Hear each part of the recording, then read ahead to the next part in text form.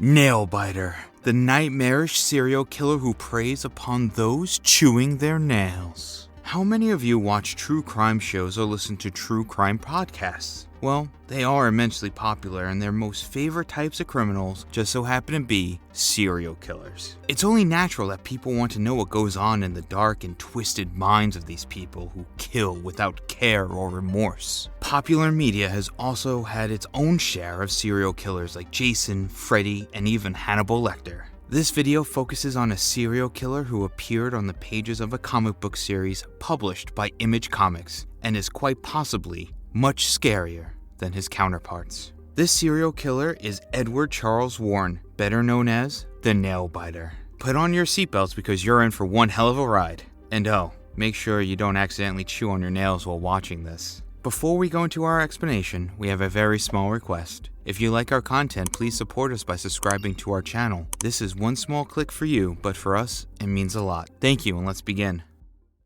Exploring the comic book that delves into the darkness of the human psyche. The story is set in the small Oregon town of Buckaroo, which has given birth to 16 of the world's deadliest serial killers, most notably including the deadly Warren. Edward Charles Warren, also known as Nailbiter, is one of the Buckaroo Butchers, a gang of serial murderers based in Buckaroo, Oregon. He is also the first of the Buckaroo Butchers to gain national prominence, putting Buckaroo in the limelight with him. Much to the disgust of the town's citizens, the series begins with an NSA agent, Nicholas Fitch, arrival in Buckaroo at the invitation of FBI agent Elliot Carroll, who believes that he has learned the secret behind Buckaroo's serial killer-riddled history. The first issue in the series opens with a shot of the Nailbiter biting the fingers off of one of his victims, and the page tells us his sordid story. We learned that the Nailbiter was a serial killer whose modus operandi was both bizarre and gruesome. His method was kidnapping young and innocent men and women who had the bad but not murder-worthy habit of chewing their own nails. He used to tie them up and hold them captive until their nails had grown back, and then chew their fingers right down to the bone, after which he would finally kill them. At the beginning of the series, he had been deemed responsible for 46 murders in the state of California alone.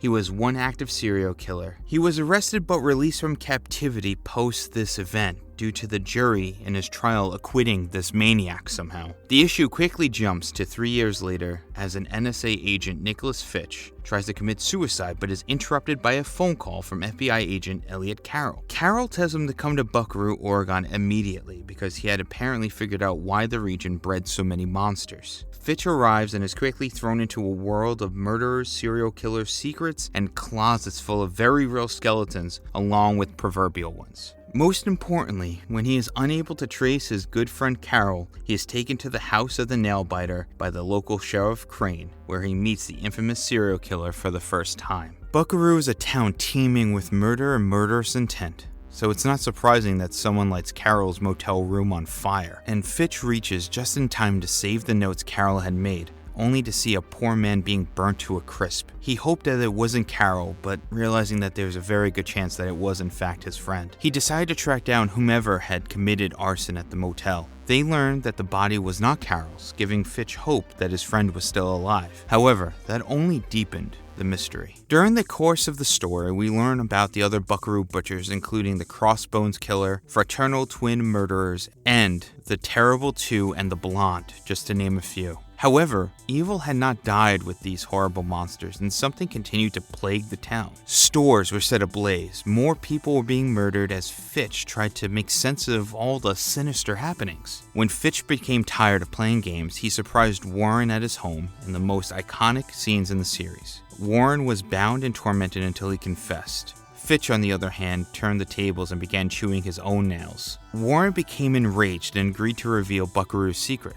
Like in many movies and TV shows, cops and serial killers have often teamed up to solve mysteries and catch other serial killers. The Silence of the Lambs, Hannibal, and so on. Take your pick.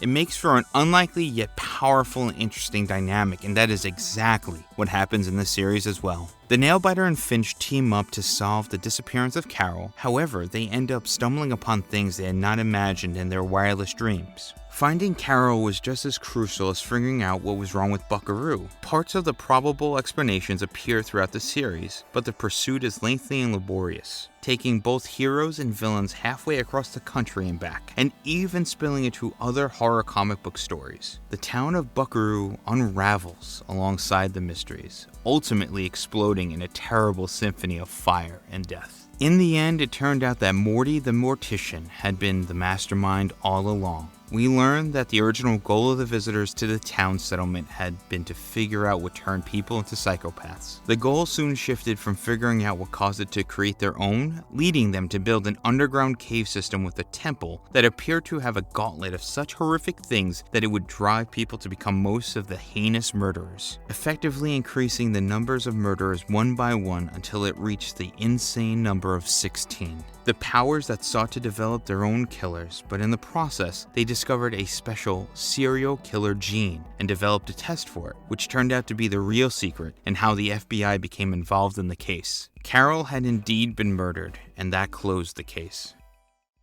Getting into the mind of the Nailbiter. When it comes to serial killers, everyone wants to know how they stalked, captured, and killed their victims, and most importantly, why they did it at all. Well, here is all we know about Edward Warren. Let's start from the very beginning. Warren met his next-door neighbor, Rose Kenny, the mother of the clown car killer, one of the Buckaroo butchers, when he was only 6 years old. Rose told young Warren that she traveled to Buckaroo to stop the murderous desires that plagued her, but instead she ended up handing them down to her son. She confided these details to Warren when the authorities uncovered his name and contacted the Kennys for questioning.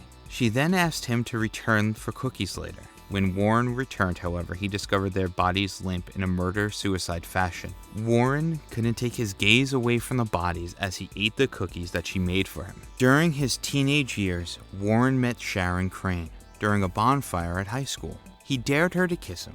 He piqued her interest by telling her about some of the buried magnificence behind the Buckaroo Butchers. They started dating and finally attended prom together. Soon after, his obsession with the Buckaroo Butchers pushed her away, as she found little tenderness from him. Sharon began chewing her nails on prom night out of habit after witnessing Warren also doing the same. Warren felt concerned and chased her down. He later left a note apologizing for having to leave her so quickly. He soon started his career as a serial killer and was a quite successful one at that, killing over 60 people altogether. However, his streak was interrupted. Authorities raided a home in California where they discovered Warren chewing the fingers of unwitting victims. He was charged with murder about 8 months later. He was exonerated of all charges. Carol, a special investigator, couldn't believe his eyes when he heard the verdict. He eventually told Carol about his fascination in an interrogation room with Warren.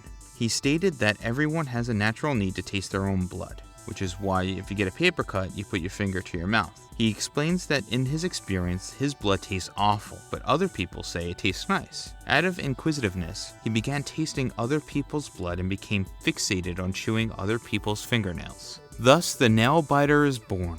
In the series finale, it is also seen that according to the test developed for detecting the serial killer gene, the Nailbiter tried to use it to exonerate himself to show that he was not at fault. He was simply a slave to nature. However, the test backfired when he tested negative. The people around him realized that Warren became a serial killer simply because he wanted to and enjoyed doing what he did. He wanted to be a Buckaroo Butcher so bad, to be part of something that was so much larger than himself. Thus, while he was definitely mentally ill, it is noted that he was not genetically predisposed to being a killer. He became one because he wanted to. All of this makes him a truly disturbing killer with a complicated mind. He isn't like the polished and suave serial killers we're often treated to in the movies, even though he is tall, fair, blonde, and has blue eyes. He exudes an eerie aura, and well, be careful if you're a Nailbiter.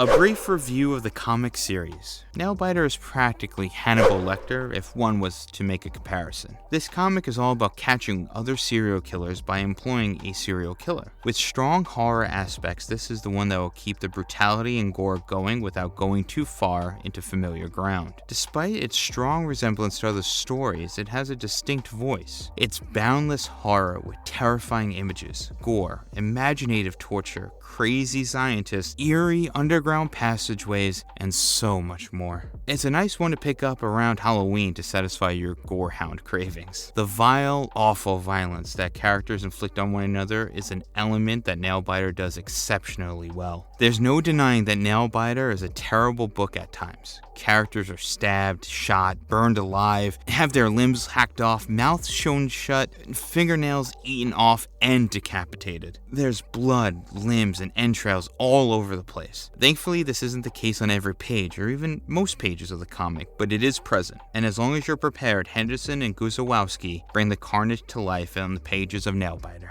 Nailbiter doesn't hide the fact that it's a very violent town. While there are plenty of jump scares, writer Joshua Williamson and the art team of Mike Henderson and the co-creator of the book and columnist Adam Guzowski provide lots of human insight, truly amazing moments, and fantastic dialogue. Nailbiter is a fantastic piece of comic storytelling. The characters are all well developed and filled out, the plot moves along at a wonderful pace. Nailbiter is a narrative that is both filthy and terrifying at moments, as any good horror should be. Nailbiter did end on somewhat of a cliffhanger when we saw Warren attack Sheriff Crane while she was in the shower. However, the continuation to that is, well, it all turns out just fine in the new series, Nailbiter Returns. Alice returns home to the horrors of the cliffhanger ending at the first narrative, in which Crane is ambushed by Nailbiter in the shower. She shoots him multiple times, but the determined killer is unaffected. Alice approaches Finch for assistance in locating her mother, who has since vanished. But as Finch is well aware, the real Nailbiter is imprisoned, and it rapidly becomes clear that a slew of new wannabes, or revived killers, are engaging in a bloody game devoted to the Buckaroo Butchers. The Buckaroo Brawl is in full swing when all the main characters from the original series reconnect. They figure out what is causing these new Buckaroo Butchers to emerge from the shadows. Warren is also aware that they must return home, even though they all tried to leave the past in the rubble of Buckaroo. It appears that's exactly where they'll discover the answers to the latest run of murders. Warren is once again the most wanted serial killer in the comics, and even though he's not salivating at the sight of chewed fingernails anymore, he's still the nastiest. The entire series and the latest sequel are definitely a must-read for all the horror fans. This series is definitely not for the faint of heart, but if you think you can stop your stomach from turning as you turn the pages of this comic, we highly recommend this murder fest. What do you think of the Nailbiter? Let us know in the comments section below. And if you liked our content, don't forget to leave a like and subscribe us if you haven't already.